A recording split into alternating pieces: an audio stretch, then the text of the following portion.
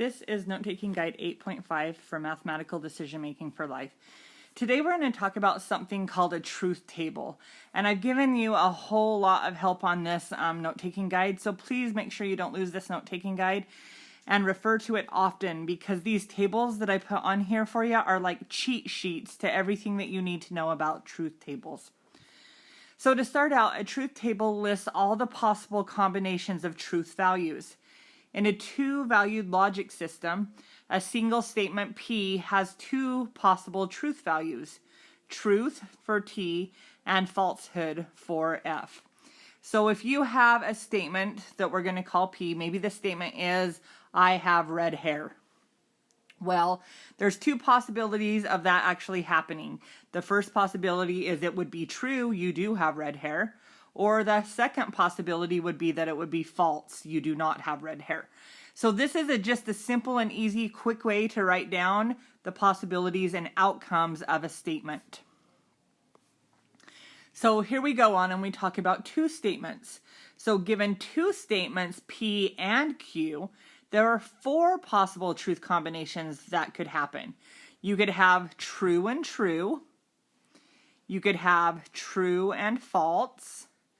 You could have false and true, and you could have false and false. As a result, there are four rows in the truth table. Two columns, because there was two statements, and two columns, because there was two statements, and four rows because there's four possible combinations of outcomes that can happen. So again, if we went off of P being red hair and blue eyes, so let's say you have red hair and blue eyes. You truthfully have red hair and you have blue eyes. You have red hair but not blue eyes. You don't have red hair but you have blue eyes. You don't have red hair, you don't have blue eyes. That's how the truth tables work. So then what we're going to do is we're going to use the truth tables to do a whole bunch of the things that we've been doing. The law of syllogism, the is, if, then statements, the disjunctions, the conjunctions, the conditional statements, the biconditional statements, all those things that we've been doing before, which is kind of logically looking at them. We're going to do those on truth tables now. So this is the first truth table. This is for a negation or a not. So if you have P values that are true and false, then the not P's would be the opposite of that. And I'm just going to write that here, that the not P's are the opposite of whatever they are. So if you start with true, your opposite's going to be false. If you start with false, your opposite's going to be true. So we're always going to take the opposite on our truth table if it's not P. Okay, here's the truth table for a disjunction or an or. If you remember, or is symbolized by that union sign right there. And when we're talking about or, you guys, if I said I have red hair or blue eyes, only one of those things has to happen in order to fulfill the statement. So if I had red hair, then I fit into that statement. If I had blue eyes, then I fit into that statement. So on or here, we're looking for one thing to happen. Okay? So we're looking for, if it has one true, it makes it true. And that's just like I said with the red hair and the blue eyes. So because if I said, do you have red hair or blue eyes? If I had red hair, it makes the statement true. If I had blue eyes, it makes the statement true. Or I could have red hair and blue eyes and it would make the statement true. So if we have one true, it makes the whole statement true. So here we go. True and true lead to true, which is true. If I have a true or false, it leads to two. Again, because I had one true out of the true and false. If I have a false and a true, it leads to true because I had that one true again. But this time I have two falses, which means my end answer has to be false. So when we're using the or the disjunction, we're looking for one true to make it true. Okay, the next truth table or rule we're going to look at is that of a conjunction, meaning and. So again, using that red hair and blue eyes, I have red hair and blue eyes. That means both has to happen. So we're looking for both things to happen or both things to be true at the same time. So that would mean that like 2 trues could happen to make it true, or 2 falses could happen to make it false. But any of the other combinations of that would be false. So true and true make it true. True and false leads to a false because we're looking for both of them to happen. Both of them need to be true in order for it to be true. This is false because one of them is already false. And false is still going to be false. So let me tell you what that means. So if I said, I have red hair and blue eyes. Well, if you don't have red hair and you don't have blue eyes, then you can't have a true statement. It would make it false. Okay? So on the truth table for conjunction, we're looking for them both to be true in order to be true. Otherwise, they're going to be false. So I'm just going to put that here. Both true to be true, and then otherwise they're just going to be false. All right, the next rule. The truth table for conditional if-then. If you remember, this is the symbol for if-then. So if P, then Q. So when we're looking at the if-then statement, there's only one that we really have to worry about. If we start with true and it ends up false, so true to false right here, then that's the only one that's going to be false. Automatically, if you start with a false, it's always going to end true. And then if you have both trues, it's going to end true. So what we're looking here is for this one right here is the only time ever we're going to get a false statement on the if-then. So if we start with true and we end with false, that is going to be the false statement. Everything else on the if-then is going to be true. Okay? The truth table for biconditional, that's if and only if. And you can just look at this and see it. But if you have 2 of the same, it makes it true. So when true, true makes true, and false, false makes true, everything else is going to be false. So now we're going to look at an example of how to do this, like with a real life example. So here's the information we're going to use. If you are a hound dog, then you howl at the moon. You don't howl at the moon, therefore you are not a hound dog. Is this thinking valid? We're just going to decide if this is valid or invalid. Then I'm going to show you how to prove it on a truth table. So if you are a hound dog, let's call that P. Probably need to change to something we can read better. And then you howl at the moon, let's call that Q. Okay?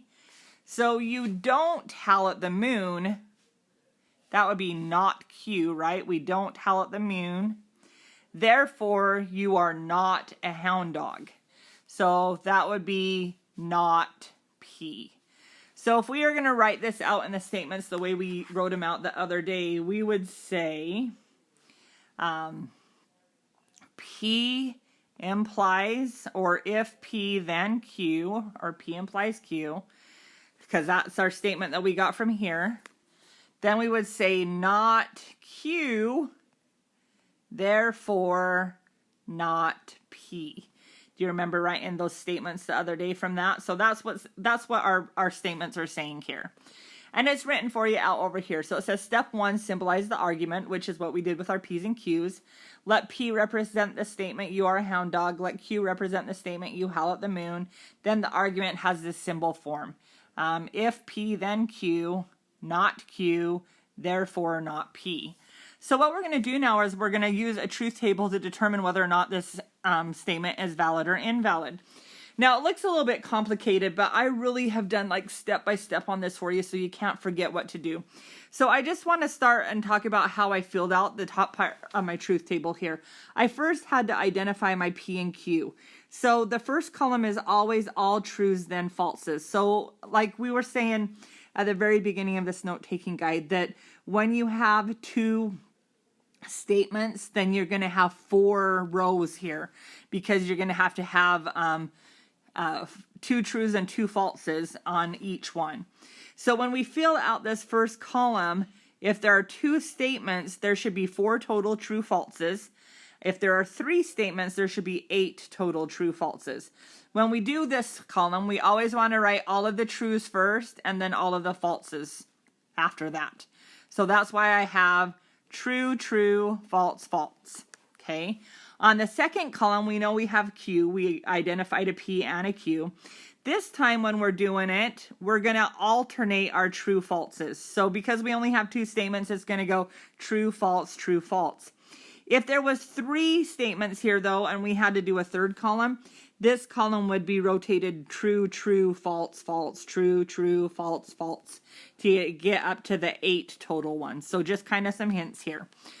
So then what we're going to do is we're going to do all of the premises. So the premises are what our statement said. So if we went back and we look at this page over here, this would be premise number 1 right here. Premise 1 is P then Q. This is premise 2, the not Q. And then this is the conclusion of the not P. So over here, you'll notice I have my premise 1, my premise 2, and over here I have my conclusion. And then we're going to check to see if it's valid or not valid. So here we go. We're going to say if P then Q. Now I want to remind you that if I go back several pages on here, you can actually see the chart. So look at this right here, you guys. The truth table for if P then Q, it's right here. So if you're like, I have no clue what you're talking about, Mrs. Clark, you're just going to flip it back over to this chart and you're going to copy what it says here. It says if you have 2 trues, your answer is true. If you start with true and you go to false, your answer is false. And then if you remember, if you start with false and go to anything, your answers are true. So let me go back to that first column that we have going on here and let's fill it out. So true and true makes true.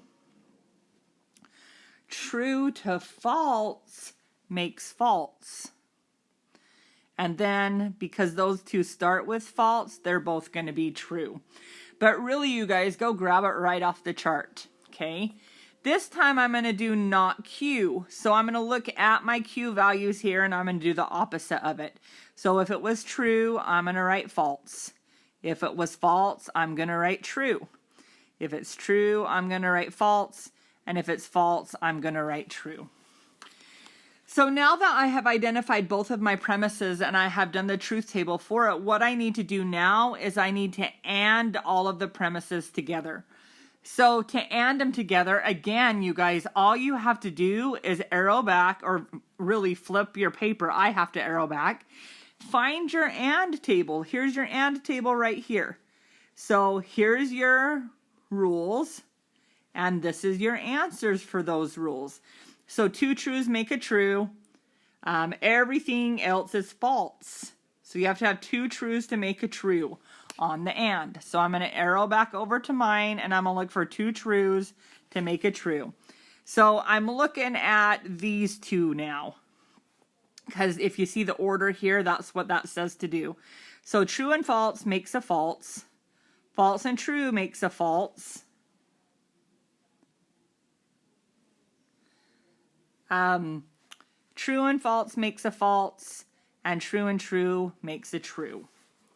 So there's my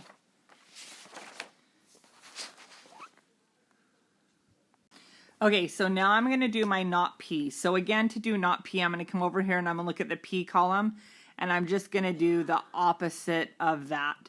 So if it's true, it becomes false. If it's true, it becomes false. If it's false, it becomes true. And if it's false, it becomes true. So now what I'm going to do to find my validity on this whole thing is I'm going to do the premise which leads to the confusion. So if the premises, then the conclusion. So I'm doing the if then for these 2 columns together. So here's these 2 columns. They're all the premises together and the conclusions together. This is what I'm doing together now. And I'm doing if then. So again, you can arrow back. You can look at your if then column. So I'm just going to do that real fast to remind you that you can do that. You can flip your paper over and look. So here's my if then. 2 trues make a true. If I start with true, it's going to be a false. But if I start with false, it's going to automatically be true. So let's go and look at our columns now and see what we have. Okay, so again, you can just flip back and forth as many times as you need to. I have false, false. Well, false, false is automatically true on the if then. False, false is automatically true. False, true is true. And true, true happens to be true. Now, this is the neat thing, because look at this. Do you guys see all of these right here? It's true, true, true, true. Guess what that means? That means that this is a valid argument. I ended up with all truths down that very last column. That tells me that I have a valid argument. If I would have ended up with just one false in that column, it would have been an invalid argument. So I'm looking for that very last column to be all truths. Now, it seems a little complicated, you guys, but again, remember, I've given you all of the charts. All you have to do is fill out the charts by flipping your note-taking guide to the right section to know what your chart says. All right, you guys, thanks for watching. Good luck with your homework.